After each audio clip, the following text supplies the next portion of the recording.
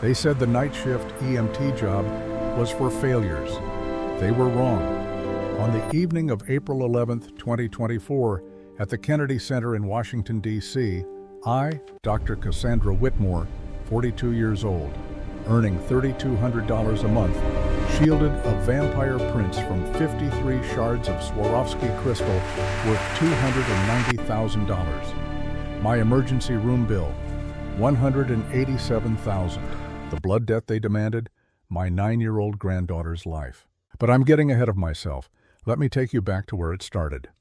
To the moment when everything I thought I knew about failure, about sacrifice, about what it means to keep a promise, shattered like glass on a ballroom floor. The ambulance bay at Georgetown Memorial smelled like diesel and old coffee at 2:17 in the morning. I sat in the driver's seat of Unit 12, a 2019 Ford F450, with 234,000 miles on the odometer and a transmission that ground like crushed bone every time I shifted into third. My partner, Rodriguez, was inside grabbing his fourth energy drink of the shift. We'd already run 6 calls: chest pain, overdose, domestic, the usual Tuesday night symphony of human suffering in the nation's capital. I reached into my jacket pocket and pulled out the envelope. It came yesterday. White, official, the kind that makes your stomach drop before you even open it. MedStar Georgetown University Hospital, patient, account services. I didn't need to open it again. I had the number memorized. $340,218.17. Mara's medical bills, my granddaughter, 9 years old, 4 feet 2 inches tall, 47 pounds. Diagnosed at 18 months with what 6 different specialists called complete paraplegia. Unexplained, irreversible. 5 surgeries. Physical therapy 3 times a week for 7 years. Experimental treatments, clinical trials. Insurance covered maybe 40%. The rest? That number in the envelope. I'd been a surgeon once. Trauma.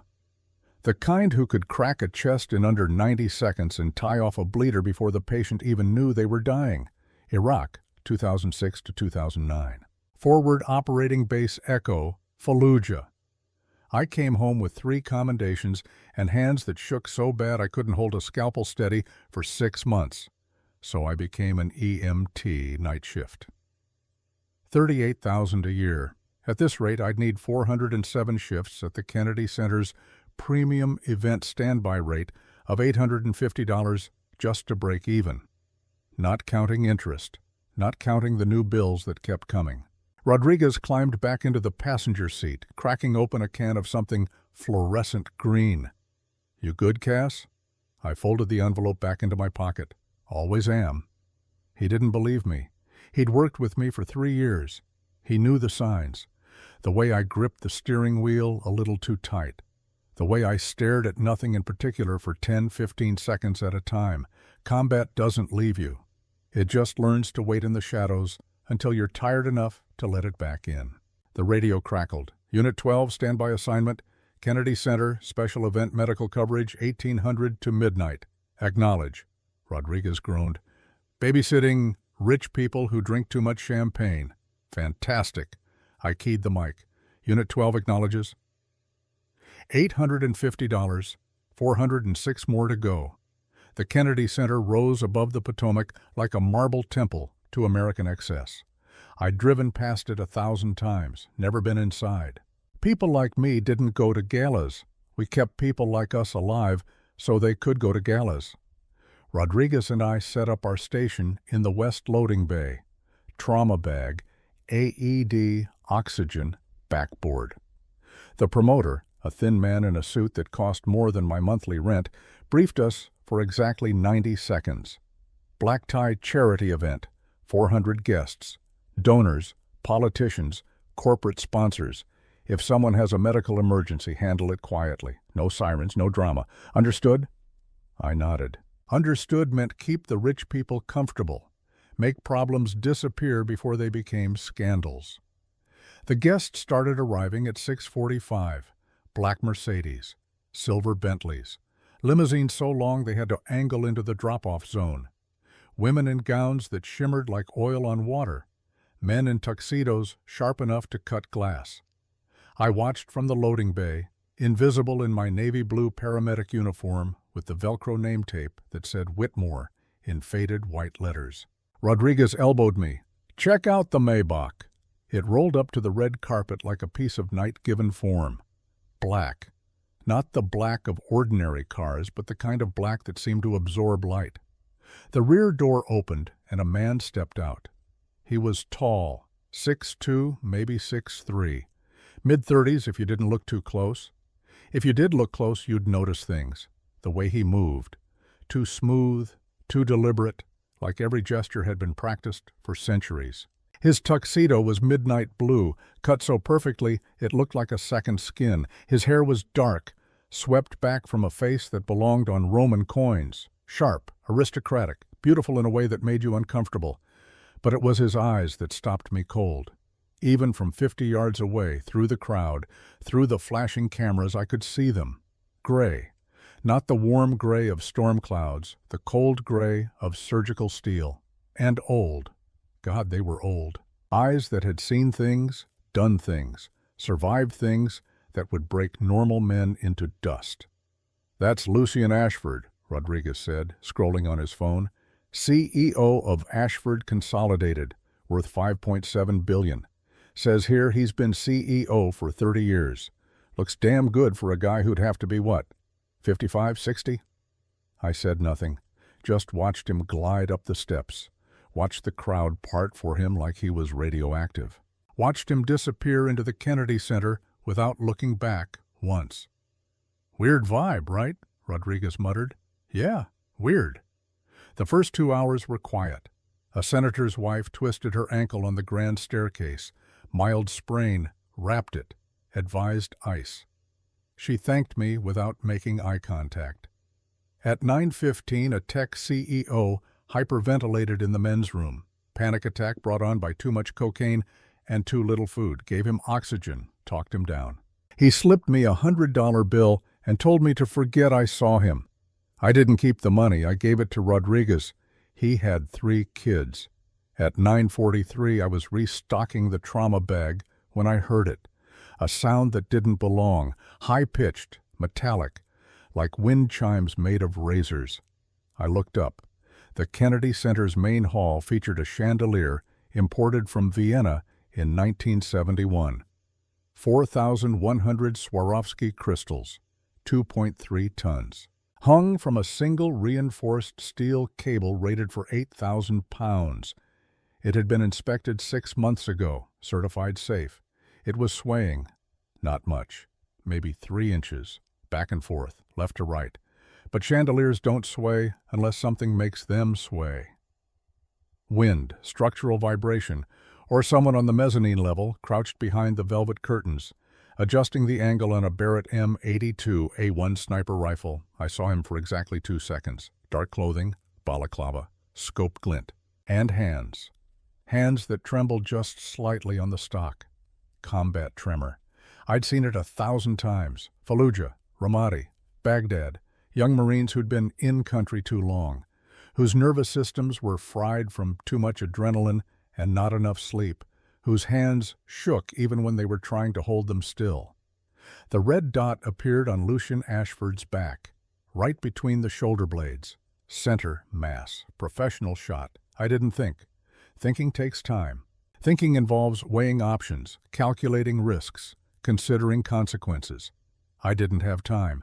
The bullet was already leaving the chamber, 3,000 feet per second. At 890 yards, the flight time was 0.9 seconds. I had maybe 0.4 seconds before impact. I dropped the trauma bag, launched myself forward. My boots hit the polished marble, and I was sprinting, not running. Sprinting. The kind of sprint they teach you in combat medicine school when you're trying to reach a wounded Marine before he bleeds out. Low center of gravity, arms pumping, every muscle memory from 13 years ago flooding back like I'd never left Fallujah. The crowd didn't see me. They saw a blur in navy blue. Some of them turned, started to call out. Security reached for their radios. Lucian Ashford sat at table 1, directly beneath the chandelier. He was leaning back in his chair, one hand holding a glass of something dark red that was definitely not wine. He looked bored, dangerously bored, like a predator at a zoo who'd forgotten what it felt like to hunt. He didn't see the red dot. I covered the last 15 feet in 4 strides. Didn't slow down, didn't break, just launched myself at him like a linebacker taking down a quarterback. My shoulder hit his back, my arms wrapped around his chest. I drove him forward, off the chair, toward the floor, my body angling over his, covering him, shielding him. The gunshot was simultaneous with impact, not the crack of a rifle, the crack of glass. The bullet missed Lucien by 3 inches. It hit the chandelier's central support cable. The cable was rated for 8,000 pounds. The bullet was a .50 caliber BMG round traveling at 2,800 feet per second. The cable didn't stand a chance. It snapped with a sound like the world breaking. 2.3 tons of Swarovski crystal began to fall. I squeezed my eyes shut and buried my face in the crook of Lucien's neck. Felt his body go rigid beneath me. Felt the impact as we hit the floor together, marble cold and unforgiving against my knees. And then, a split second later, the rain began. It wasn't water. It was 4,100 pieces of razor-sharp glass falling from 18 feet up. Each piece an individual knife, spinning, tumbling, accelerating at 32 feet per second squared. The first shard hit my left shoulder blade. It punched through my uniform jacket like it was tissue paper, through my shirt, into muscle. The pain was instant, white-hot, electric. I gasped but didn't move, couldn't move. If I moved, Lucien would be exposed. The second shard hit my right shoulder. Third hit my lower back. Fourth grazed my neck. Fifth, sixth, seventh. I lost count after 12. They kept coming. Each one a new line of fire carved into my skin. My back arched involuntarily. Every nerve in my body screaming to get away, to run, to escape the pain. But I didn't let go. I held position. Kept my body covering Lucien Ashford. Kept my face pressed into his shoulder. Counted seconds in my head. 1 Mississippi. 2 Mississippi. 3 Mississippi. The sound of glass hitting marble was like a hailstorm made of diamonds, tinkling, shattering. 1,000 wind chimes all breaking at once. 11 Mississippi. The rain stopped. Silence crashed down like a second chandelier. Absolute, terrified. The kind of silence that follows a bomb blast, when your ears are ringing and your brain is trying to process whether you're alive or dead. I was alive. I knew because the pain told me so. 53 individual points of agony across my back, shoulders, neck. I could feel blood, warm, sticky, soaking through my uniform, dripping onto the marble beneath me. Lucien Ashford hadn't moved. He lay perfectly still, face down, my body draped over his like a human shield. Then, slowly, terrifyingly slowly, he began to turn. I slid off him, landed on my side in a puddle of blood and broken glass. Whimpered, despite myself. My arms weren't working right, shock probably. Blood loss, adrenaline crash. Lucien sat up. He was pristine. Not a scratch, not a speck of dust. The bullet had missed. The glass had missed because I had taken it all. He looked at me. His eyes were no longer gray. They were red, deep, pulsating crimson red, like brake lights in fog. His nostrils flared. He inhaled once, deeply, and a look of pure, undiluted shock crossed his face. "You," he whispered.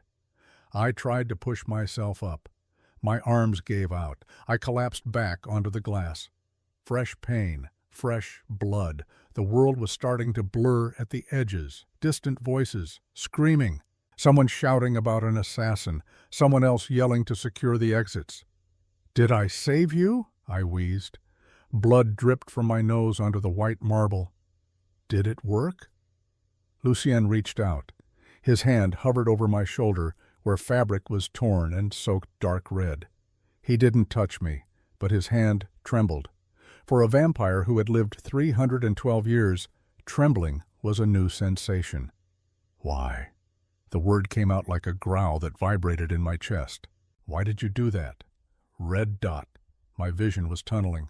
Saw the red dot. Security guards in black suits swarmed us. 6 of them. 8. 10. They formed a perimeter around Lucien, hands on their weapons, eyes scanning the mezzanine level. "Mr. Ashford, are you injured? We need to evacuate you immediately. The shooter is still in the building." Lucien stood. He rose in one fluid motion, like gravity was optional, towered over the guards, ignored them completely. He looked down at me, curled on the floor in a spreading pool of my own blood. The smell was filling the air. Copper, salt, iron. I'd smelled it 1,000 times in Fallujah, knew exactly what it meant. Severe blood loss. Maybe 3 pints, maybe more. I had minutes before I lost consciousness, minutes before shock took over and my body started shutting down non-essential systems. I could see heads turning in the crowd, guests in tuxedos and gowns, their eyes flashing that same dangerous red. Their nostrils flaring, mouths opening slightly, revealing teeth that were just a bit too sharp, too long, too wrong. Lucien snarled. It wasn't human. It was the sound a wolf makes when protecting its kill. Guttural, primal, ancient. The security guards actually stepped back. "Back off," Lucien commanded. "Sir, the paramedics are—" "I said back off." The guards retreated. The red-eyed guests in the crowd froze, their predatory instincts warring with whatever social hierarchy kept them in check. Lucien bent down, scooped me up into his arms like I weighed nothing. The movement pulled at the glass, embedded in my back, and I cried out. A sharp, broken sound I was ashamed of immediately. "Shh." His voice was different now, softer, almost gentle. "I have you. Hold on." "My job," I mumbled. The world was spinning. His midnight blue lapel was the only fixed point. "Gonna get fired." "You're not getting fired, Cassandra." He knew my name. How did he know my name? "You just got a promotion. You're mine now." He strode toward the emergency exit, the crowd parting like the Red Sea. Someone tried to stop him. A security supervisor. Lucien didn't even look at the man, just kept walking. The supervisor grabbed his arm. Lucien's eyes flashed red again. "Touch me again, and I'll remove your hand at the wrist. Are we clear?" The supervisor let go. Cold night air hit my face as Lucien kicked open the loading bay door. Rodriguez was standing next to Unit 12, radio in hand, eyes wide. "Cass? What the hell?" "She's coming with me," Lucien said. Not a request. A fact. The Maybach was waiting. Engine running. Rear door open. Lucien slid into the back seat with me still cradled against his chest. My blood was ruining his tuxedo. I wanted to apologize. Couldn't form the words. "Drive," Lucien ordered the driver. "Ashford Hall. Don't stop for red lights. Don't stop for police." "But, sir," the driver stammered, looking at me in the rearview mirror, "she needs a hospital. She's bleeding out." Lucien looked down at the shard of glass protruding from my shoulder, 2 inches long, probably lodged against bone. He placed his hand over my heart, felt the rhythm, weak, irregular, dying. "A hospital can't fix this," he said quietly. His eyes were glowing in the darkness of the car. "She bled for a prince. She doesn't get treated like a commoner." He bit his own wrist. The skin broke instantly, like paper. Blood welled up, dark and viscous, smelling of rain and copper and something else, something old. "Drink," he whispered. The metallic taste hit my tongue first. Copper and salt, hot, thick, wrong. Every instinct I had screamed to pull away, to spit it out, to reject this unnatural thing. But as the first drop of Lucien's blood slid down my throat, something shifted in my biology. The pain in my back, which had been a screaming white-hot agony, suddenly dulled. Not disappeared. Dulled. Like someone had turned down the volume on every nerve ending. It was replaced by a thrumming electric heat that spread from my stomach to my fingertips, my toes, the top of my head. "Drink," Lucien commanded again. His voice echoed inside my head, not through my ears. or you die right here on the leather seats of my car." I drank. I didn't have a choice. Survival instinct overrode everything else: morality, dignity, fear. I drank because dying in the back of a Maybach wasn't how this story was supposed to end. As I swallowed, I felt a bizarre sensation. A popping sound, wet and obscene, followed by movement under my skin. The glass shards embedded in my back were being pushed out. Not by my hands, by my own flesh. The wounds were knitting themselves together at a speed that should have been impossible. I gasped and pulled away from his wrist. My chest heaved. The interior of the Maybach came back into focus. We were moving fast, very fast. The city lights outside the tinted windows were streaks of gold and red. Lucien watched me. His eyes were still glowing crimson. He licked his own wrist, and the wound sealed instantly, like it had never been there. "Better?" he asked. "What did you do to me?" My voice was hoarse. I reached over my shoulder. The fabric of my uniform was shredded, stiff with dried blood, but the skin underneath felt smooth, whole. "I'm not bleeding." "Vampire blood is a potent regenerative," Lucien said, leaning back. The predator intensity faded slightly, replaced by his usual mask of aristocratic boredom. "But it comes with a price." I froze. "Price?" "You've ingested the blood of an Ashford. In our laws, that makes you complicated. You're no longer just human. You're bound." "I don't know what that means," I snapped. Some of my combat medic edge was coming back. "And I need to go home. My granddaughter Mara, she needs me. I have to pick up her medication before midnight." Lucien let out a dark, humorless chuckle. "You think you're going back to your apartment? Cassandra, you just tackled the heir to the East Coast Vampire Conclave in front of 400 witnesses. The sniper who missed me saw your face. If I drop you off in Georgetown, you'll be dead before you unlock your door." The car swerved smoothly off the highway, entering a long, winding driveway lined with oak trees so old they blocked out the moon. We approached a massive, wrought-iron gate that swung open automatically. "Where are we?" I pressed my hand against the cold glass of the window. "Safe," Lucien said. "This is Ashford Hall." The estate was something out of a Gothic novel. Stone, ivy, turrets. Built in 1823 according to the cornerstone, but updated with modern security features that looked military-grade. Cameras with red blinking eyes tracked our car. Guards patrolled the perimeter, moving with the same unnatural grace as Lucien. The Maybach stopped in front of oak doors 20 feet tall. The driver opened my door. Lucien stepped out first, then extended a hand to me. I hesitated. Looked at his hand. Pale, elegant, deadly. Then looked at the dark woods surrounding us. Heard something moving in the trees. Something big. I took his hand. As soon as my skin touched his, a jolt of static electricity snapped between us, loud enough to hear, blue-white spark visible in the darkness. Lucien stiffened. His eyes widened. He pulled me closer, inhaling sharply near my hair. "Curious," he murmured. "Very curious." Before I could ask what was curious, the massive oak doors banged open. A man stood there, older than Lucien but bearing the same sharp features. Same predatory grace, same eyes, though his were darker, colder, more calculating. He held a cane topped with a silver wolf's head. His presence was so heavy it made the air thick. King Aldrich Ashford, 761 years old, survivor of the Somme, survivor of Normandy, ruler of every vampire from Maine to Virginia.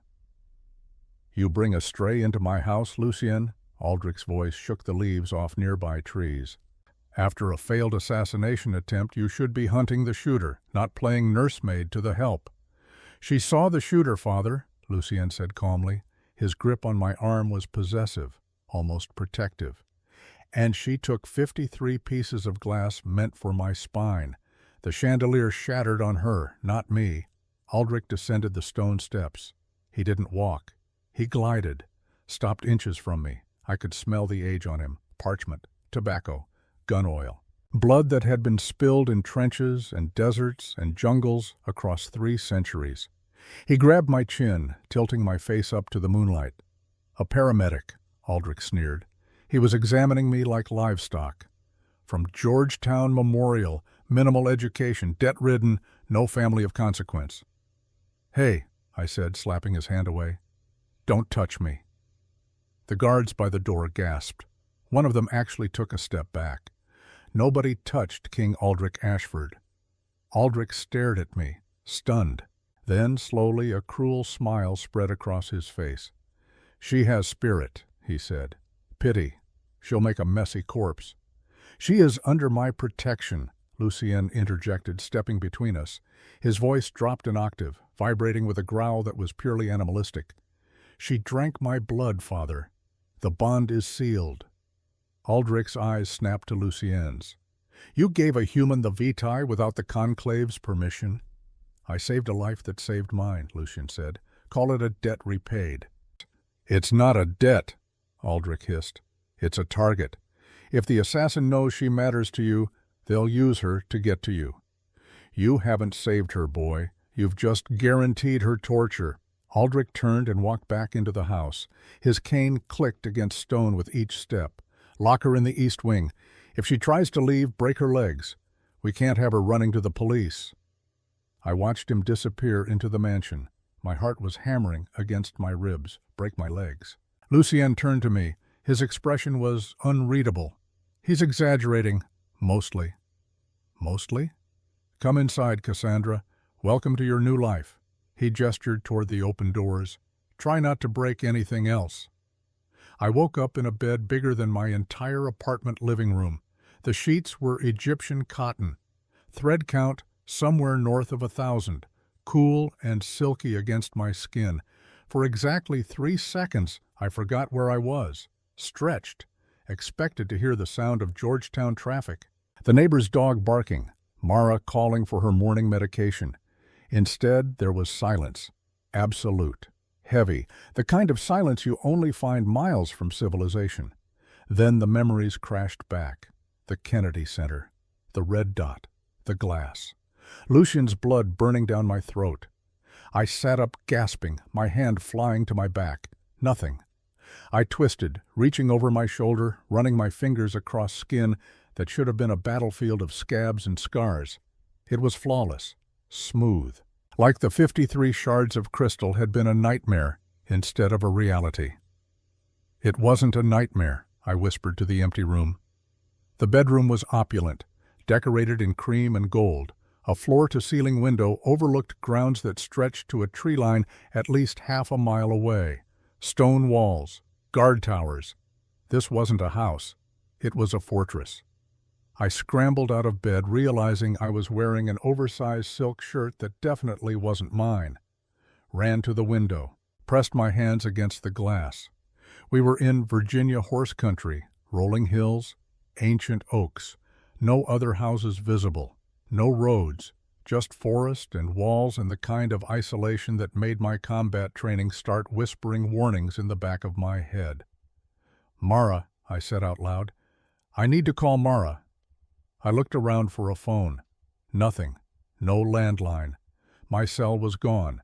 Probably still at the Kennedy Center or confiscated by Lucien's people. I ran to the door, tried the handle. Locked. "Hello?" I banged on the wood. It was solid oak, 3 inches thick. "Let me out. I need to call my granddaughter." "Quiet." A voice came from the other side. Male, young, bored. "Mr. Ashford is sleeping. It's daytime." "I don't care if he's dead," I shouted. "Open this door." Silence. Then the sound of a key turning. The lock clicked, and the door swung open. But it wasn't Lucien. Standing in the hallway was a man who looked like he'd stepped out of a Brooks Brothers catalog. Late 60s. Silver hair combed back from a face that was distinguished in that way wealthy men age when they've never done manual labor. He wore a charcoal gray suit. Italian. Probably cost more than I made in 6 months. His eyes were pale blue, watery, behind gold-rimmed glasses. "Dr. Whitmore," he said, extending a hand. "I'm Reginald Pembroke, Chief Financial Officer of Ashford Consolidated. I apologize for the accommodation inconvenience." Please let me escort you to a more comfortable setting." I didn't shake his hand. "Where's my granddaughter? I need to know she's okay." "Young Mara is perfectly safe," Pembroke said smoothly. "I took the liberty of having a courier deliver a 3-month supply of her medication to your apartment this morning. Your neighbor, Mrs. Chen, accepted the delivery. I also arranged for a cover story. Your employer believes you've been hired for an extended private medical consultation, paid leave. Very generous compensation." My knees went weak. "She got her medication?" "Of course. Lantus insulin, correct? Along with her Dexcom sensors and testing supplies." He smiled. It didn't reach his eyes. "Mr. Ashford takes care of his people, Dr. Whitmore, even the new ones." I slumped against the doorframe. Relief hit me so hard I almost cried. Mara was okay. She had her insulin. She wasn't sitting in our apartment wondering where I was, blood sugar climbing into dangerous territory. "Thank you," I managed. "Don't thank me yet." Pembroke's smile faded. "We need to discuss your situation. Walk with me." He led me through Ashford Hall. The interior was exactly what you'd expect from a house built in 1823, darkwood paneling, oil paintings of stern-faced men in military uniforms from wars I recognized: Revolutionary War, Civil War, World War I. Each painting had a small brass plaque, names, dates, battles. "The Ashford family has served in every American conflict since 1776, Pembroke said, noticing my attention. "King Aldrich himself fought at the Somme in 1916, Normandy in 1944. He doesn't speak of Korea or the Gulf, but the medals are in his study." We descended a staircase into what looked like a library. Floor-to-ceiling books, leather chairs, a fireplace big enough to roast a pig, and sitting at a mahogany desk surrounded by maps and photographs was Lucien. He looked up as we entered. He'd changed out of the ruined tuxedo. Now he wore dark slacks and a white shirt with the sleeves rolled up. In daylight, filtering through heavy curtains, he looked more human, less predator, almost approachable. Almost. "You're awake?" he said. Not a question, a statement. "You locked me in," I countered, "for your protection. There are things in these woods that would smell your blood from a mile away and come running." He stood, walked around the desk. "How do you feel?" "Like I drank vampire blood and woke up in a Gothic novel." A ghost of a smile touched his lips. "Fair assessment. Sit. We need to talk about what happens next." I sat, not because he told me to, because my legs were still shaky and the adrenaline crash from last night was catching up with me. Pembroke poured 3 glasses of something amber from a crystal decanter, handed one to me. I sniffed it. Whiskey, good whiskey, probably older than me. "Last night, someone tried to kill me," Lucien began. He spread photographs across the desk. Crime scene photos. The Kennedy Center ballroom. The shattered chandelier. Blood on marble. My blood. "The question is who, and more importantly, why now?" I leaned forward, my combat medic training kicking in automatically, looked at the photos, not the chandelier, the mezzanine level, there, behind the velvet curtains, a dark shape. The photos were high resolution, taken by security cameras I hadn't noticed. "Can you enhance this?" I pointed. Lucien nodded to Pembroke, who pulled out a laptop, typed. The image zoomed, sharpened. The sniper came into focus. Balaclava, dark tactical gear, but his hands, I could see his hands. "There," I said, pointing. "See the tremor? The way his right hand is shaking slightly on the stock? That's not fear. That's combat-related essential tremor. I've seen it 100 times. Iraq, Afghanistan. Young soldiers who've been in firefights, who've taken fire, who've killed people. Their nervous systems get fried. The tremor never fully goes away." Lucien leaned closer. "You can diagnose that from a photograph?" "I can diagnose that from across a room. I did it last night. That's how I knew he was military. Professional training, but the PTSD gives him away." I paused. "The shot placement confirms it. Center mass. Textbook. But the angle was off by 3 degrees. A healthy sniper doesn't miss by 3 degrees at 890 yards. 890 yards? Pembroke's eyebrows rose. How did you? Muzzle flash position, bullet trajectory, impact point. Basic ballistics. I picked up another photo. The bullet hole in the chandelier cable. 338 Lapua Magnum, maybe 308 Winchester. Definitely not 50 caliber. Too clean. The angle of entry suggests 41 degrees from horizontal. Sniper was prone, elevated position, probably using the mezzanine railing as a brace. Lucien and Pembroke exchanged a look. "You're not just a paramedic," Lucien said quietly. "I was a trauma surgeon. Before that, I was a combat medic. Before that, I was a Marine. I know guns. I know shooters. And I know this one was sick." I tapped the photo. PTSD, tremor. Probably on medication that's not working. Probably has nightmares. Probably shouldn't be anywhere near a rifle, but someone hired him anyway because he's good enough even when he's broken. Pembroke cleared his throat. "Dr. Whitmore, if you're correct, and this was a military contractor, that narrows our suspect pool considerably. There are perhaps 24 individuals on the East Coast with those qualifications and the moral flexibility to accept an assassination contract." "Can you get me names?" I asked. "I can do better." Pembroke opened a folder, pulled out a stack of dossiers. "I've already compiled a list: former military snipers, dishonorable discharges, PTSD diagnoses, current whereabouts unknown, 23 candidates." I started flipping through them. Names, photos, service records. Most of them were Army, Rangers, Special Forces, a few Marines, Scout snipers mostly, all of them young, mid-20s to mid-30s, all of them with that same haunted look in their eyes that I'd seen in mirrors for 6 years after coming home. Then I stopped. The photo was grainy, taken from a military ID badge, but I knew that face.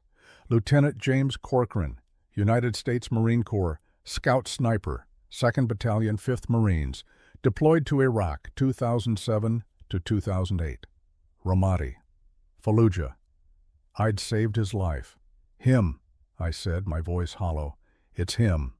Lucien took the file, read, "James Corcoran, 38 years old. Dishonorable discharge, 2009. PTSD, traumatic brain injury, multiple substance abuse violations. Last known address, Baltimore. No current employment on record." He looked at me. "How do you know?" "Ramadi, March 2008. His convoy hit an IED, 3 dead. Corcoran took shrapnel to the neck and chest, severed his carotid artery. I was the medic who got to him first, clamped the bleeder, kept him alive until the helicopter arrived." I closed my eyes, seeing it again, the dust, the blood, the way he'd grabbed my hand and wouldn't let go. He wrote me a letter when he got home, thanked me, said I'd given him a second chance. "And now he's using that second chance to kill vampires," Pembroke murmured. "No." I opened my eyes. "He's using it to earn money. Corcoran was never political, never religious. He was a shooter. That's all he knew. If he's doing this, someone's paying him. Probably a lot." Lucien stood, began pacing. "Pembroke, I want financials on everyone in the conclave, every member family, every subsidiary company. Someone paid for this. Follow the money." "Already in progress, sir."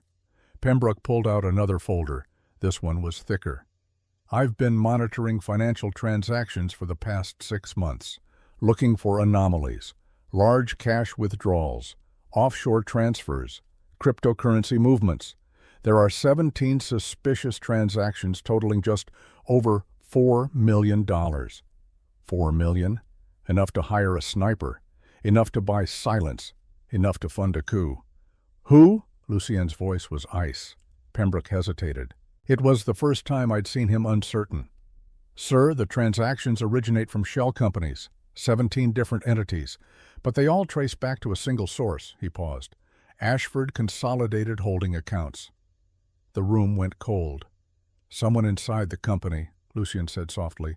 "Someone with access to our accounts. Someone who's been skimming for months." "Not skimming, sir. Reallocating. The funds were moved through Cayman Islands trusts, Luxembourg investment vehicles, and Delaware LLCs. Very sophisticated. Whoever did this has been planning it for years. Pembroke adjusted his glasses. I've narrowed it down to 3 individuals with the necessary clearances and financial acumen. Names: myself, your father, and Serafina Beaumont. Serafina, Lucien's fiancée, the vampire princess from the French Beaumont line. Their engagement had been arranged 40 years ago to cement an alliance between American and European vampire houses. Political marriage. No love, just power. It's not Serafina, Lucien said immediately. She has her own fortune. She doesn't need money. Perhaps not money, Pembroke said carefully, but power? Control? Freedom from an arranged marriage she never wanted? Lucien's jaw tightened.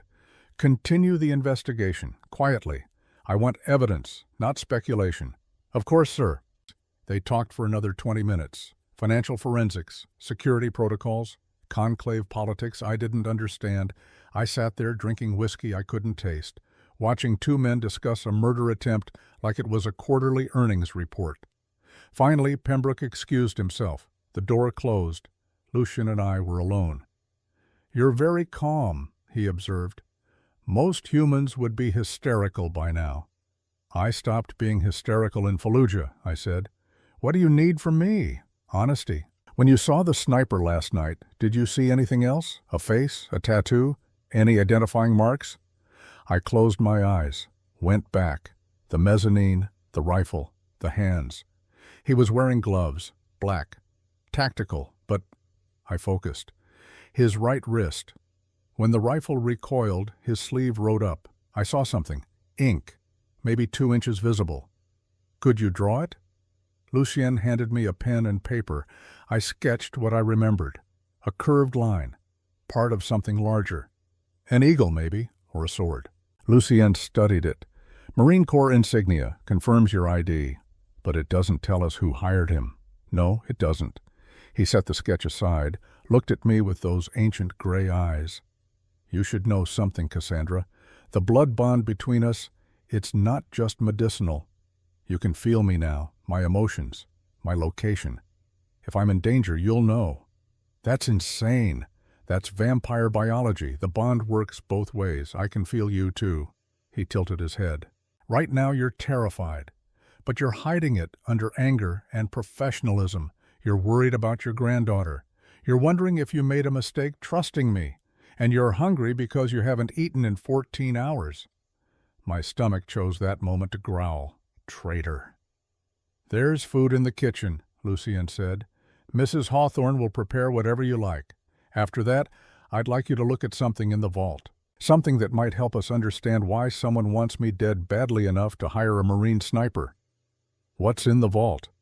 $1,200 million in bearer bonds, and a secret that's been buried for 51 years. The vault was in the basement. Actual basement, not metaphorical. We descended 2 flights of stone stairs into a room that looked like it belonged in Fort Knox. Steel door, biometric scanner, retinal scan, voice authorization. The door opened with a hiss of pressurized air. Inside was a room 20 feet square, walls lined with safe deposit boxes, a table in the center, and on that table, a single file folder. Old, the paper yellow with age. Lucien opened it carefully. Inside were photographs, black and white, dated 1973. They showed a young man, early 20s, military uniform, standing next to King Aldrich. My oldest brother, Lucien said quietly. Marcus. He died in 1973, Vietnam. Vietnam. The war Pembroke had been careful not to mention earlier. I'm sorry, I said. Don't be. He was killed by friendly fire. Accidentally. Lucien's voice was flat, empty. Or so the official report said, but my father never believed it. He spent 20 years investigating, found evidence that Marcus was targeted, assassinated, by someone in our own organization who wanted him dead. Why? Marcus was progressive. He wanted to end the old ways, modernize, open trade with human corporations, share technology. He believed vampires and humans could coexist openly. Lucien touched the photograph. My father disagreed. They fought. Constantly. The night before Marcus deployed, they had their worst fight, said terrible things, and then Marcus was dead. My father never forgave himself. I looked at the photograph, saw the resemblance, same sharp features, same eyes. You think this is connected to your assassination attempt? I think history repeats itself. And I think someone in our organization has been patient enough to wait 51 years for another chance. He pulled out another document, a financial statement, dated 1972. This shows irregular transfers from Ashford accounts, similar pattern to what Pembroke found this week. The signatory on these transfers was the CFO at the time. Who was the CFO in 1972? Reginald Pembroke. He was 34 years old. He'd been with the company for 17 years. My father trusted him completely. The air in the vault suddenly felt too thin. You think Pembroke killed your brother? I think Pembroke has worked for this family for 51 years. I think he's been the most loyal, most trusted, most indispensable advisor we've ever had. And I think that makes him either completely innocent, Lucien's eyes met mine, or the perfect suspect. We emerged from the vault to find chaos. Guards were running, radios crackling. Someone was shouting orders. Lucien grabbed the nearest guard by the shoulder. Report. Sir, there's been a breach. Someone bypassed the perimeter sensors. We have an intruder on the grounds. Where? East wing, near the guest quarters. My room. My blood went cold. We ran. Lucien moved like liquid shadow. I followed, my body responding with strength and speed I shouldn't have possessed. The blood bond, making me faster, stronger, more than human but not quite vampire. The east wing was a war zone. 2 guards were down, not dead, unconscious, professional work, non-lethal. Whoever did this wanted access, not bodies. My door was open. The lock had been picked. Professional work again. Inside, the room had been searched, drawers open, closet ransacked, but nothing was missing. They hadn't come to steal. On the bed, carefully placed where I couldn't miss it, was a cell phone. Not mine. A burner. Cheap. Untraceable. It buzzed as I picked it up. Text message. Unknown number. I have the girl. If you want her breathing, bring yourself to Pier 63, Georgetown, midnight. Alone. Tell Ashford, and she dies screaming. Attached was a photo. Mara, sitting in a wheelchair in what looked like a warehouse. She was gagged, zip-tied. Her eyes were wide with terror, and standing behind her, just out of frame, was a shadow. A man. I couldn't see his face, but I could see his hands. They were shaking. Lucien looked at the phone over my shoulder. His face went completely still. Pembroke. How do you know? Because only 3 people knew which room you were in. Me, my father, and Reginald Pembroke. He took the phone, studied the image. This isn't Corcoran. The hands are different. Older. This is someone else. Someone who wants you isolated, vulnerable. I don't care who it is. My voice was shaking, not with fear, with rage. They have Mara. I'm going. It's a trap. I know it's a trap. I don't care. I grabbed my jacket. Still blood-stained from last night. Still smelling of copper and crystal. That little girl is 9 years old. She's in a wheelchair. She can't run, can't fight. And she's terrified because some monster is using her to get to me. So I'm going to Pier 63. I'm going to get her back. And I'm going to make whoever did this regret ever hearing my name. Lucien caught my arm. You'll die. Then I die. I met his eyes. I'm a paramedic, Lucien. Before that, I was a surgeon. Before that, I was a Marine. I've spent 23 years saving lives. I've pulled people out of burning vehicles. I've held pressure on wounds while bullets were flying. I've stayed in the fight when everyone else ran. And I have never, not once, left someone behind. I pulled free. I'm not starting now. Silence. Then Lucien did something I didn't expect. He smiled. Not his usual cold smirk, a real smile. Genuine. Almost warm. You're magnificent when you're angry, he said. Very well. We go together. The message said alone. The message was written by someone who underestimates you. That's their first mistake. He pulled out his own phone. Typed. I'm calling in backup, not guards, not soldiers, someone better. Who? My father. 20 minutes later, we stood in the Grand Council chamber. It was a room I hadn't seen before. Circular, domed ceiling painted with stars, 127 seats arranged in concentric rings, and in every seat, a vampire. These were the conclave, the ruling body of East Coast vampire society, lords and ladies who'd survived centuries, who'd built empires, who'd shaped American history from the shadows. And at the center, seated on a throne of black iron, was King Aldrich Ashford. He looked older here, more dangerous. His eyes swept the assembled vampires, and they fell silent immediately. We are convened, Aldrich said, his voice carrying without amplification. My son's bondmate has been taken. The human child under our protection has been threatened. This is an act of war. Murmurs rippled through the chamber.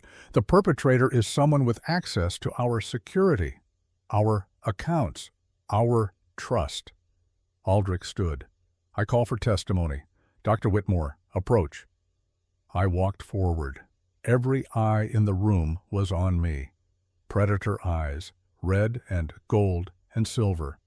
I felt like prey walking into a den of wolves, but I kept my spine straight, my head up. I'd briefed generals, I'd reported to colonels, I'd stood in front of review boards after Fallujah and explained why I'd disobeyed orders to save a Marine's life. This was just another room full of powerful people who thought they could intimidate me. Dr. Whitmore, Aldrich said, you saw the sniper. You identified him. Tell the conclave what you know. I did. Gave them everything. The tremor, the trajectory, the identification, the connection to Ramadi, the financial trail, the shell companies, the 40 years of patience. When I finished, the chamber was silent. Then Aldrich did something that made 127 vampires gasp. He stepped down from the throne, walked toward me, and when he was 3 feet away, he sank to one knee. King Aldrich Ashford, 761 years old, survivor of the Somme, of Normandy, of wars that had killed millions, the most powerful vampire on the East Coast, knelt before me. Doctor, Cassandra Whitmore, he said, his voice carrying to every corner of the chamber, in 761 years, I have never asked anyone for mercy. I have taken what I wanted, conquered what I needed, killed who stood in my way. But today, before the conclave, before witnesses, I kneel. His eyes met mine. They were the same gray as Lucian's, but older, sadder, haunted by ghosts I couldn't imagine. I have lost 4 sons, the first in 1917 at Passchendaele, blown apart by artillery. I held him as he died. It took 3 days, the second in 1944 at Omaha Beach, cut down in the first wave. I found his body 2 weeks later, the third in Korea, 1952, frozen to death in a mountain pass. The fourth in Iraq, 1991. Friendly fire, they sent me his dog tags. His voice didn't waver, but I could see the weight. 7 centuries of grief. Lucien is my youngest, my last, the only one I have left. And last night you threw yourself between him and death. You bled so he wouldn't have to. You saved him when I couldn't. He bowed his head. Please, don't let me bury another son. Help us find who did this. Help us save the child. I will give you anything, money, power, immortality if you want it. Just, please, don't make me dig another grave. The chamber was utterly silent. 127 vampires watching their king kneel before a human. It was unprecedented, unthinkable, and it was exactly what I needed to hear. I reached down, placed my hand on his shoulder. Stand up, Your Majesty, I said quietly. I don't want your money. I don't want power. I don't want immortality. I just want my granddaughter back, and I want whoever did this to understand that they made a mistake, not because they threatened a vampire prince, but because they threatened a child. Aldrich stood. He was a full head taller than me. But somehow, in that moment, we were equals. "Then we hunt together," he said. "Father and bondmate, king and commoner, vampire and human." He turned to the conclave. "Who stands with us?" Every single vampire rose. "We hunt," they said in unison. Outside the chamber, Lucien was waiting. He'd seen everything through the doorway.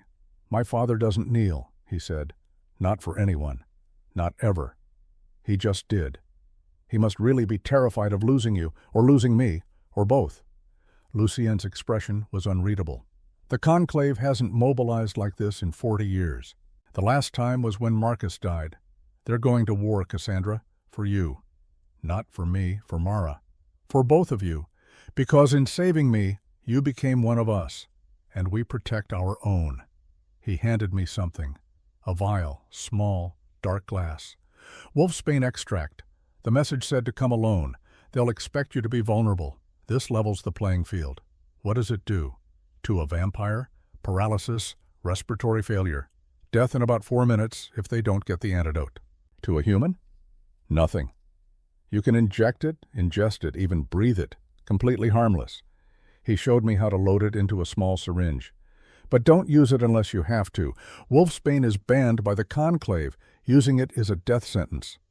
I pocketed the syringe. "Anything else?" Lucien pulled out a phone, handed it to me. "GPS tracker. We'll be following you, not close enough to be seen, but close enough to help when things go wrong." "When? Not if." "This is a trap, Cassandra. It's going to go wrong. The question is how wrong, and how many people we can save before it does."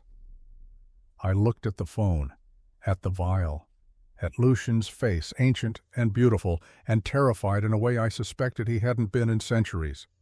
"Thank you," I said. "Don't thank me yet."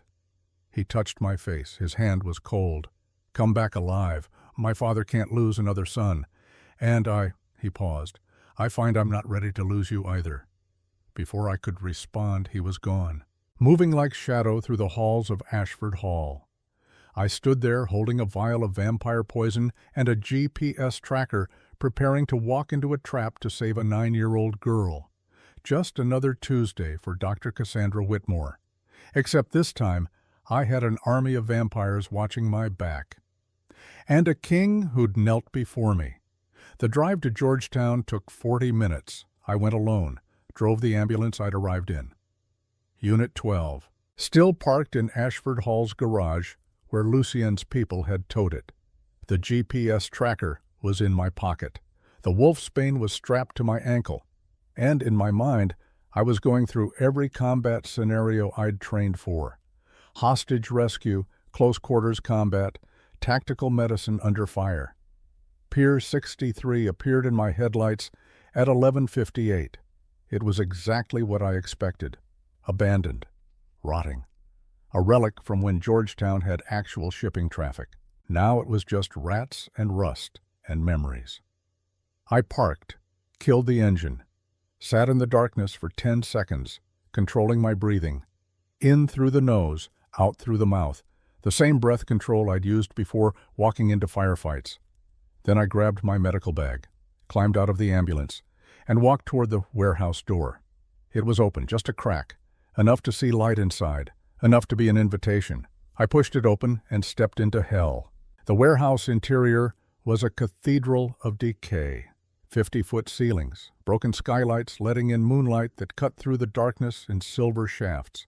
The floor was concrete, stained with oil and rust and things I didn't want to identify, and in the center, illuminated by a single halogen work light, sat Mara. She was exactly as the photo showed. Wheelchair, zip-tied, gagged with silver duct tape. Her eyes found me immediately, and I saw the terror there, but also something else. Relief. She'd known I would come. I took 3 steps forward, stopped. "That's far enough, Dr. Whitmore." The voice came from the shadows to my left. Cultured. Refined. British accent softened by decades in America. Reginald Pembroke stepped into the light. He looked different than he had this morning. The distinguished CFO persona was gone. Now he wore tactical clothing, black cargo pants, dark shirt, and in his right hand a pistol, Beretta M9, standard military sidearm. He held it steady. No tremor, no hesitation. "I'm here," I said. "Let her go." "In time. First, we talk." He gestured with the gun. "Drop the medical bag. Kick it away." I did. It slid across concrete, contents rattling. "Good. Now turn around, slowly, hands where I can see them." I turned. Saw what I'd missed on the way in. The warehouse wasn't empty. Stacked along the walls were barrels, industrial drums, at least 30 of them, and attached to each one was a small electronic device. Red LED displays counting down, thermite charges, just like the outline said, 31 of them. "You've rigged the building," I said, very observant. "Yes, $680,000 worth of thermite. Enough to turn this warehouse into a crematorium in under 4 minutes. Pembroke checked his watch. "And before you get any ideas about your vampire friends rushing in to save you, I should mention that this conversation is being broadcast." He pointed. In the corner, partially hidden by debris, was a camera setup, professional grade, satellite uplink. 19,400 viewers on the vampire dark web right now, Pembroke continued. "Every major house in North America is watching. They see you. They see the girl. And they're waiting to see what happens when a human dares to involve herself in vampire politics." "This isn't politics. This is a child. This is leverage. And you, Doctor Whitmore, are an unexpected variable that needs to be eliminated." He walked closer. The gun never wavered. "You should have stayed in your apartment, should have kept your head down, should have let the vampire prince take his bullet like he was supposed to." "So you did hire Corcoran?" Pembroke smiled. It was cold, clinical. "I hired him, paid him $1.2 million, gave him the access codes to bypass Kennedy Center security, provided the rifle, the ammunition, the escape route. Everything he needed to put a .50 caliber round through Lucian Ashford's spine. But he missed. Because of you and your ridiculous heroics, throwing yourself at a vampire like some romance novel heroine." His voice hardened. "Do you have any idea what you cost me? 51 years of planning, 51 years of patience, waiting for the perfect moment, building trust, positioning myself, and you ruined it in 11 seconds. 51 years. The same amount of time since Marcus Ashford died in Vietnam." "You killed Marcus too," I said. "Of course I did. Marcus was progressive, weak. He wanted to integrate with humans, share technology, end the old ways. He was going to destroy everything the vampire houses had built." Pembroke's eyes were dead, flat. "So I arranged for friendly fire, blamed it on the chaos of war. Aldrich was devastated. Perfect. A grieving father is easy to manipulate. I became indispensable. His most trusted advisor, the only one who could comfort him. And you've been stealing from him for decades. Reallocating resources. 49% of Ashford Consolidated is controlled through my shell companies. When Lucian died, Aldrich would have abdicated, too broken to rule. The conclave would have voted me in as regent. I would have had complete control. 5.7 billion in assets. The largest vampire house in North America, all mine." He was confessing. Completely. Freely. Because he thought I wouldn't leave this warehouse alive. "But then you saved him," Pembroke continued. "Created this blood bond, made Lucian care about something other than boredom for the first time in centuries. And worse, you made Aldrich respect you. A human. A paramedic. Someone he should have crushed like an insect. And instead he kneels before you in the Grand Council chamber." So he'd been watching. Had spies in the conclave. "The old man's getting senile," Pembroke said. "Kneeling before humans, crying about his dead sons. He's weak. Lucian's weak. The whole Ashford line is weak. And weakness in vampire society is terminal." "You're wrong," I said quietly. "Aldrich isn't weak. He's strong enough to show vulnerability. Strong enough to admit he needs help. That's not weakness. That's wisdom." Pembroke laughed. "Spoken like a true human. You think emotions are strength. You think caring makes you noble. But in our world, the only thing that matters is power. And I have all the power now, he gestured. From the shadows emerged 12 men, mercenaries, heavily armed, body armor, rifles. They fanned out, surrounding Mara and me in a loose circle. These are professionals, Pembroke said, not like poor damaged Corcoran. These men won't miss. When I give the word, they'll execute you and the child. Then they'll trigger the thermite and vanish. By the time anyone finds the bodies, I'll be in the Cayman Islands with access to $1,200 million in bearer bonds that I've been moving out of Ashford's vault over the past 6 months. You'll never get away with this, I said. Lucien knows. Aldrich knows. The whole conclave is mobilized. Let them come. By the time they arrive, you'll be ash, and I'll be gone. And without you, without the blood bond, Lucien will retreat back into his shell of bored immortality. Aldrich will blame himself for another death he couldn't prevent, and the Ashford house will crumble from within. Pembroke checked his watch again. Midnight. Time's up. He raised his hand to give the order, and I played my card. Before you kill us, I said loudly, projecting my voice toward the camera, I think your 19,000 viewers should know something about you, Reginald. Pembroke's hand paused. What? You're sick. Have been for at least 8 months. Early-stage Alzheimer's disease. Probable diagnosis based on the tremor in your left hand that you're trying to hide, the slight aphasia in your speech patterns, and the fact that you forgot to check my jacket pockets before letting me walk in here. His eyes narrowed. I'm perfectly healthy. Are you? Because I'm a surgeon, Reginald. I notice things. The way you adjusted your glasses 3 times in our conversation this morning. That's a comfort gesture. Self-soothing.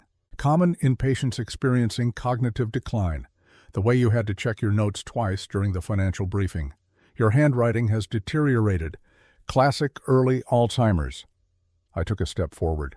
And most damning, you're holding that gun in your right hand now, but you're left-handed. I saw you pour whiskey this morning. Left hand. Signed documents. Left hand. You've switched to your right because your left has developed an essential tremor that you can't control. Pembroke's left hand twitched. He shoved it in his pocket. This is absurd. You can't diagnose. I already did. And I'm willing to bet if we check your medical records, we'll find MRI, results from February showing hippocampal atrophy, reduced glucose metabolism in the temporal and parietal regions, elevated amyloid protein deposits, all consistent with Alzheimer's. The warehouse was silent except for the hum of the camera. Here's what your audience needs to know, I continued, speaking directly to the camera now. Under vampire law, any contract or agreement signed by an individual with compromised cognitive function is null and void. Reginald Pembroke has Alzheimer's, which means every contract he's signed, every document he's notarized, every shell company he's registered for the past 8 months is legally invalid. I heard it then, a murmur from the camera, the dark web chat exploding with commentary. Pembroke's face went white. You're lying. I'm a doctor. I don't lie about diagnoses. I reached into my jacket. Slowly, pulled out a folded document. This is a medical consent form I found in your office this morning while you were briefing Lucien. It's your signature, from February, authorizing an MRI at Johns Hopkins. The results are in Ashford's HR files. I read them. I hadn't. I was bluffing. But he didn't know that. Which means, Reginald, that 49% of Ashford Consolidated that you think you control.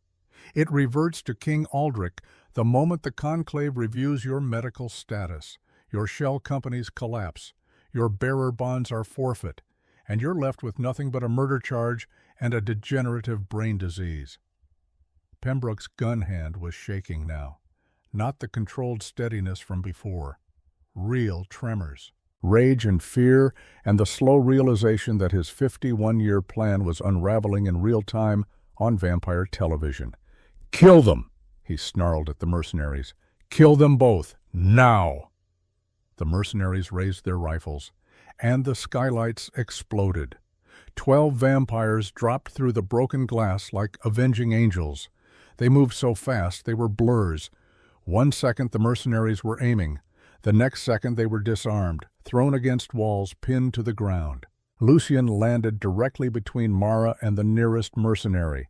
He moved with a grace that defied physics, caught the man's rifle mid-swing, twisted. The weapon shattered like balsa wood. Aldrich came through the main door, not bursting, walking, slow, deliberate. His cane clicked against concrete with each step. Behind him, another 50 vampires, the entire conclave mobilized. "Pembroke," Aldrich's voice filled the warehouse. "I believe we need to discuss your retirement package." Pembroke spun, fired 3 shots at Aldrich. The king didn't even flinch. The bullets hit him center mass, punched through his shirt, and stopped, flattened against skin that was harder than Kevlar. Aldrich looked down at the bullets, plucked one out of his chest like removing a splinter. .45 caliber, good choice. Would have killed a human. Fortunately, I'm not human. Pembroke backed toward the thermite barrels. His hand reached for the detonator clipped to his belt. "If I can't have it, no one can." He pressed the button. 31 thermite charges activated simultaneously. Red LED displays changed from countdown to active. Smoke began pouring from the barrels. In 60 seconds, the thermite would ignite. In 90 seconds, the warehouse would be an inferno. "Evacuate!" Lucian grabbed Mara's wheelchair, zip ties and all. Vampires scattered, moving with supernatural speed toward exits. But I wasn't watching them. I was watching Aldrich. The king stood his ground, staring at Pembroke. 761 years of grief and rage crystallizing into a single moment. "You killed Marcus," Aldrich said quietly, "my firstborn. You held him while he bled out in a jungle, and you whispered comfort while knowing you'd arranged his death." "He was weak," Pembroke spat. "Just like you. Just like all of you." Aldrich moved. Not vampire fast. Human fast. The speed of an old man who'd fought in trenches and beaches and deserts. Who'd learned that sometimes strength wasn't about supernatural power. It was about will. He grabbed Pembroke by the throat, lifted him off the ground. "You want to know what real weakness is?" Aldrich's voice was a whisper that somehow carried over the smoke alarms. "Weakness is needing to control everything because you're terrified of being irrelevant. Weakness is killing children because they threaten your plans. Weakness is 51 years of cowardice dressed up as patience." The thermite was smoking heavily now, 45 seconds to ignition. "Father!" Lucian shouted from the doorway. "We need to go." But Aldrich wasn't done. He looked at Pembroke with eyes that had seen empires rise and fall. "I knelt before a human today, a paramedic who makes $38,000 a year, and in that moment I was stronger than I've been in 700 years, because I finally understood what Marcus tried to tell me before he died." Aldrich's grip tightened. Strength isn't about living forever, it's about knowing what's worth dying for. He threw Pembroke into the thermite barrels. Pembroke scrambled to his feet, clawing at the barrels, trying to get away. That's when I saw it. The wolfsbane vial had fallen out of my jacket pocket during the confrontation. It lay on the concrete, 3 feet from Pembroke. And Pembroke saw it too. He grabbed it, yanked out the stopper, threw the contents at Aldrich. Wolfsbane extract hit the king full in the face. Aldrich gasped, stumbled, his hands went to his throat. Wolfsbane was poison. 4 minutes to respiratory failure, 4 minutes to death. "Father!" Lucian started forward. "No!" I grabbed his arm. "The thermite. 30 seconds. Get Mara out. I'll get him. Cassandra, go!" Lucian hesitated for 1 heartbeat, then grabbed Mara and ran. I ran toward Aldrich. The smoke was choking now. Thick. Chemical. The thermite was seconds from ignition. I could feel the heat building. Aldrich was on his knees, gasping. His skin was turning gray, veins standing out black against his neck. "Can't breathe?" "I know." I dropped beside him, pulled my medical bag close, grabbed what I needed. "This is going to hurt." From my bag, a portable defibrillator, standard ambulance equipment, but I'd modified mine, added silver contacts to the pads. Silver conducted electricity better than copper. And to vampires, silver was kryptonite. I ripped open Aldrich's shirt, slapped the pads on his chest. "What are you?" "Wolfsbane paralyzes your respiratory system.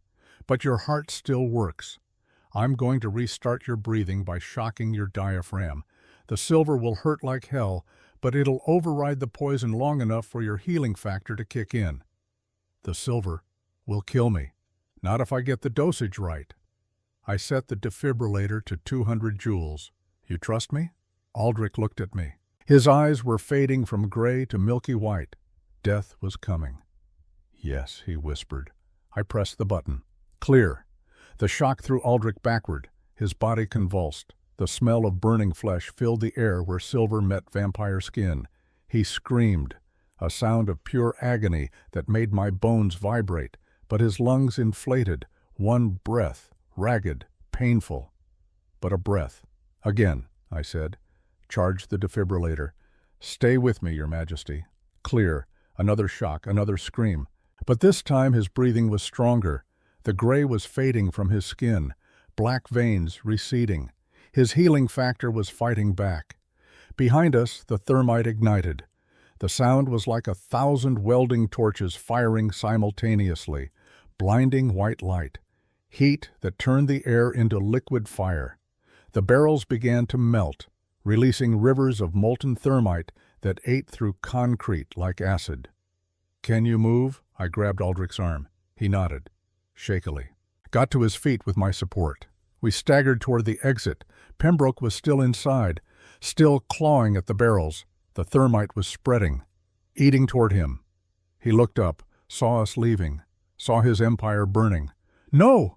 He lunged toward us, but the thermite reached the barrel directly beneath him. It exploded in a geyser of white-hot metal. Reginald Pembroke, CFO for 51 years, traitor, murderer, didn't even have time to scream. I didn't watch. Just focused on getting Aldrich through the door. We burst out into night air that felt like ice compared to the inferno behind us. Lucien was there immediately. Father! I'm alive.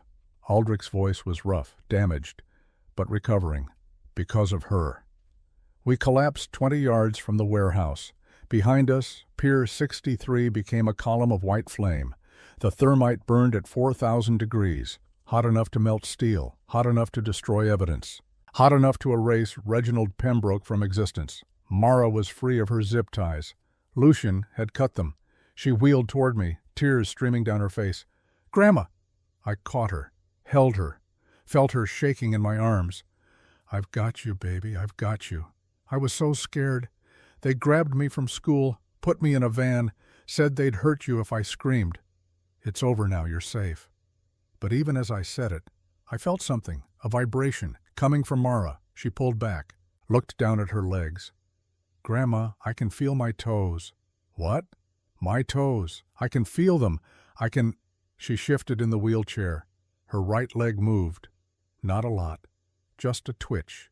But movement. Real, voluntary movement. That's impossible, I whispered. Lucien leaned close, inhaled near Mara's neck. His eyes widened.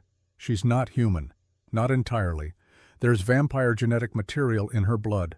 Dormant, but activating. The hybrid gene, Aldrich said. He was sitting up now, breathing normally.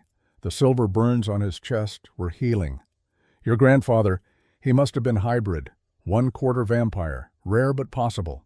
The gene passed to Mara. It's been dormant her whole life, suppressed by human DNA.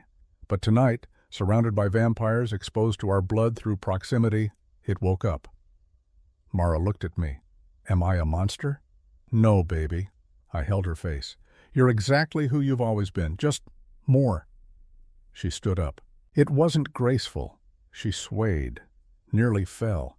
I caught her. But she stood. For the first time in 9 years, Mara stood on her own 2 legs. And then she took a step.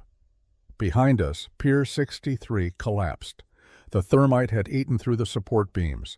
The entire structure folded in on itself, burying Pembroke's body under tons of burning debris. Sirens wailed in the distance. Fire trucks, police. The human world responding to the inferno. We need to go, Lucien said, before they arrive. The conclave vampires faded into shadows, disappeared like ghosts.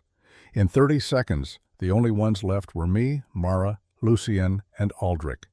Aldrich stood, looked at the burning pier. 51 years he pretended. 51 years I trusted him, and I never saw it. He was good at pretending, I said. The best ones always are. Marcus tried to warn me before he deployed. Said something was wrong with the financial reports. Said Pembroke was too eager for him to go to Vietnam. I told him he was paranoid. Aldrich's voice cracked. I sent my son to his death because I trusted a traitor.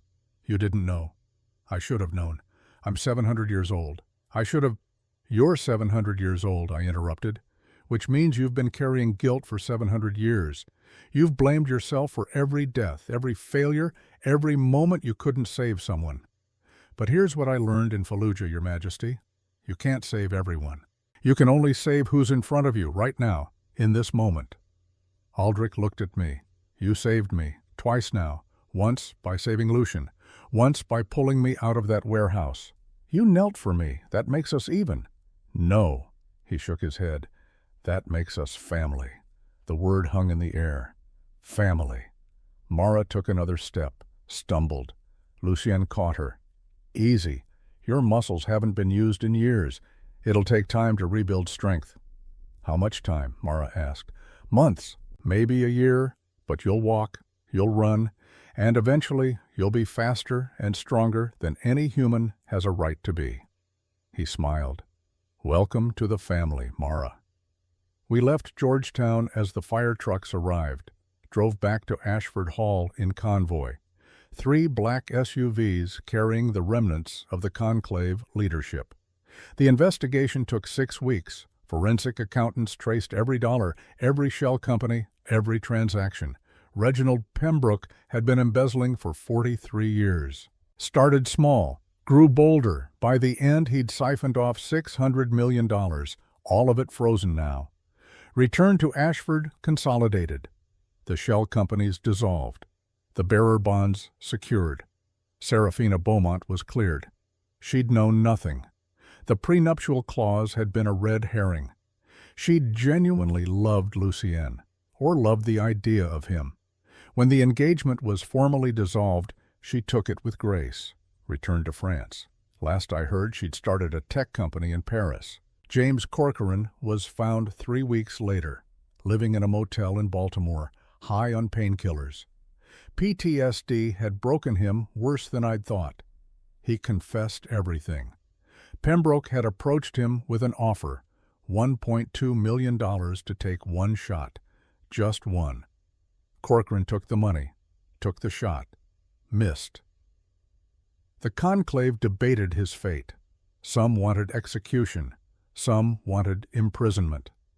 Aldrich surprised everyone by offering a third option, treatment. Corcoran now lives at Ashford Hall, in the West Wing, under guard but not imprisoned. He gets therapy, medication, a purpose. He works in the estate workshop, building furniture, says it helps his hands stop shaking. I visit him sometimes. We talk about Ramadi, about the guys we couldn't save, about the burden of coming home when others didn't. He's getting better, slowly, but better. As for me, I quit the EMT job, didn't need it anymore. Aldrich insisted on paying off Mara's medical debts, all $340,000, paid it in cash, then offered me a position. Conclave physician, he said. We have wealth, we have power, we have immortality, but we don't have medical expertise.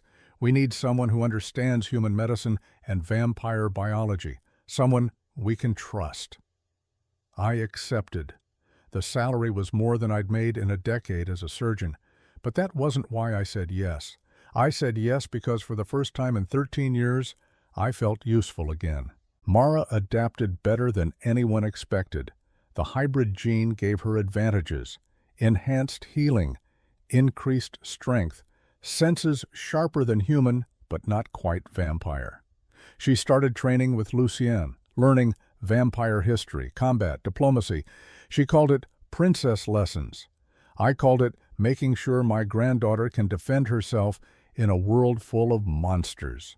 Lucien and I never defined what we became. Not lovers. Not exactly. Too complicated. The blood bond made us something else. partners, allies. He called me his conscience. I called him my impossible patient who refused to stay dead. It worked. 16 months later, on a Tuesday morning in August, I stood in Ashford Hall's war room, the room where conclave decisions were made, where vampire politics shaped the world. On the wall hung a shield, made of Swarovski crystal, 53 pieces painstakingly collected from the Kennedy Center ballroom, brought to a master craftsman in Vienna, and reassembled into something new. It wasn't perfect. You could see the breaks, the scars, the places where glass had shattered and been fused back together. But it held. It was whole. And it was beautiful in a way that perfection never could be. Lucienne stood beside me, looking at it. My father commissioned this. Said it needed to be displayed where every vampire who enters this hall can see it. Why? As a reminder of what you did, of what sacrifice looks like. I touched the shield, felt the cool glass under my fingers. I just did what needed to be done. No, you did what most people wouldn't have. You saw danger and ran toward it. You saw someone who needed saving and didn't ask if they deserved it. You just saved them. He paused. That's not normal, Cassandra. That's exceptional. Outside, I could hear Mara laughing. She was in the garden with Aldrich. The king had taken to teaching her chess. Said she had a strategic mind that reminded him of Marcus. The old man had changed too. Smiled more, talked more. Sat in the garden watching the sunset instead of hiding in his office counting money. He'd started writing letters to the families of his dead sons, apologizing for not being there, for not seeing the danger, for not protecting them. Some wrote back, some didn't. But he kept writing. Dr. Whitmore, Aldrich's voice called from the garden. Your granddaughter is attempting to castle while in check. Please come explain to her why this violates international chess law. I smiled. Duty calls. As I walked toward the door, Lucien caught my arm. Thank you for saving me, for saving my father, for saving this family. You already thanked me 16 times. I'll thank you 16,000 more if I need to. You gave me something I thought I'd lost 300 years ago. His ancient eyes held mine. You gave me a reason to care about tomorrow. I thought about that as I stepped out into the garden, about reasons, about purpose, about the strange path that had led me from Fallujah to Georgetown Memorial to the Kennedy Center to here. Aldrich was bent over the chessboard, explaining gambits to Mara with the patience of someone who'd taught this game to kings and presidents and generals over 7 centuries. Mara saw me and grinned. She walked now, not quite running yet, but walking. Every day stronger, every day more herself. Grandma, come help me. King Aldrich is cheating. I am not cheating, Aldrich protested. I am teaching you that rules are guidelines and victory requires creativity. That's literally the definition of cheating. I sat down between them, looked at the board, studied the pieces. Mara, you can't castle through check, but you can move your knight to d4. That puts his queen in danger and opens your rook. She moved the piece. Aldrich studied the board, nodded with approval. Your grandmother was wasted as a paramedic, he said. She thinks 3 moves ahead. Rare quality in humans. She thinks 50 moves ahead, Mara corrected. She just doesn't tell you because she's polite. They played. I watched. The sun set over Ashford Hall, painting the sky in shades of amber and gold. Somewhere in the house, Lucienne was on a conference call with Vampire Houses in Seattle, negotiating trade agreements. Corcoran was in the workshop, building a bookshelf for the library. The conclave members were scattered across the East Coast, managing their territories, their businesses, their eternal lives. And here, in a garden in Virginia, a 900-year-old vampire king was teaching a 10-year-old hybrid girl how to win at chess while her grandmother watched. It wasn't the life I'd planned. It wasn't the life I'd imagined back when I was pulling shrapnel out of Marines in Fallujah, or running codes in Georgetown Memorial emergency rooms, or driving Unit 12 through D.C. at 3 in the morning, wondering how I'd pay next month's bills. But it was mine, earned, not given. And that made all the difference. Later that night, after Mara had gone to bed and the house had settled into quiet, I returned to the war room, stood in front of the crystal shield, traced the lines where the breaks had been mended. Aldrich found me there. "Couldn't sleep?" he asked. "Too much on my mind." He stood beside me. We looked at the shield together. 2 soldiers, 2 survivors, separated by 700 years but connected by the same understanding. "I've been thinking," Aldrich said, "about what you said at the pier, about carrying guilt, about only being able to save who's in front of you, and you were right. I've spent centuries trying to prevent every death, control every outcome, protect everyone. But control is an illusion. The only thing we can do is show up, be present, do our best in the moment we're given." He touched the shield.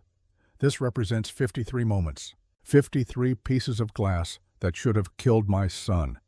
But you turned those moments into something else, into protection, into sacrifice, into art." "I just didn't want him to die." "No, you did more than that. You proved that duty isn't about obligation, it's about choice. You could have run, should have run. The smart move was to let the vampire prince take his bullet and get yourself to safety, but you didn't." He looked at me. "Why?"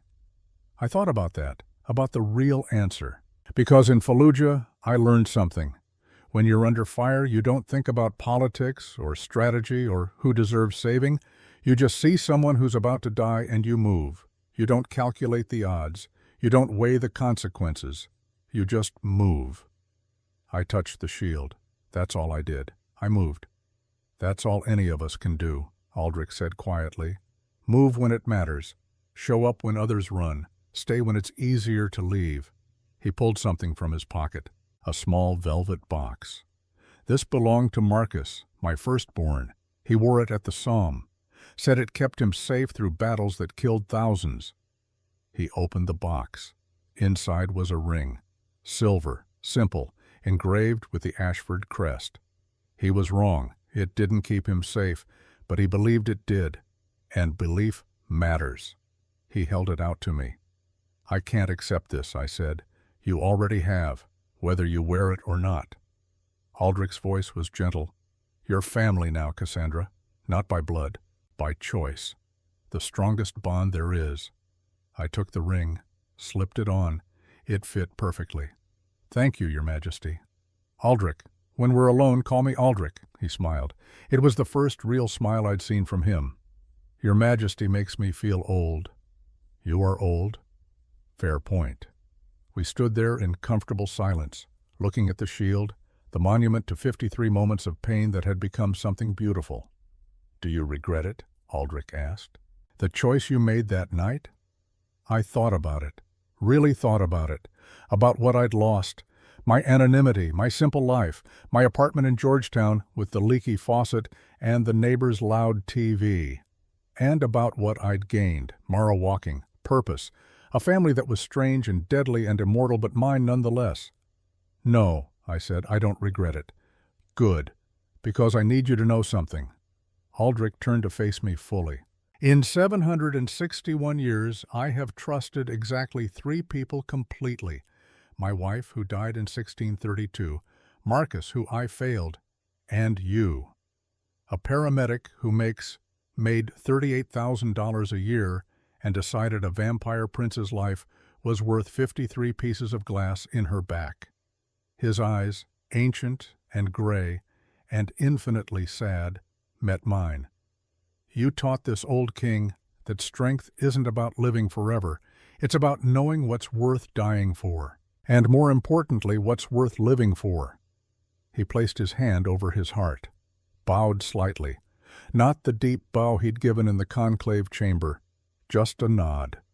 Soldier to soldier, equal to equal.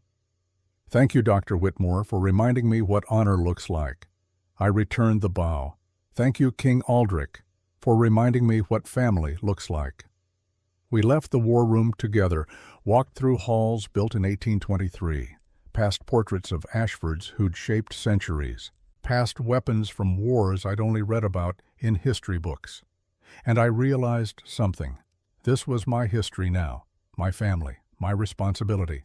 Not because I was born into it, but because I'd bled for it, fought for it, chosen it when running would have been easier. 16 months after 53 pieces of crystal shattered on my back, I understood the truth. The glass hadn't broken me. It had forged me, turned me into something stronger than I'd been before. And that shield hanging in the war room, it wasn't just a memorial, it was a promise. A promise that some things are worth protecting, some people are worth saving, and some families are worth fighting for, even when they're nothing like the family you plan to have. Because family isn't about blood, it's about showing up, being present, staying in the fight when everyone else runs. It's about 53 moments of choice, and I'd make the same choice 53,000 times more. The crystal shield would remind me of that every day for as long as I lived, however long that turned out to be.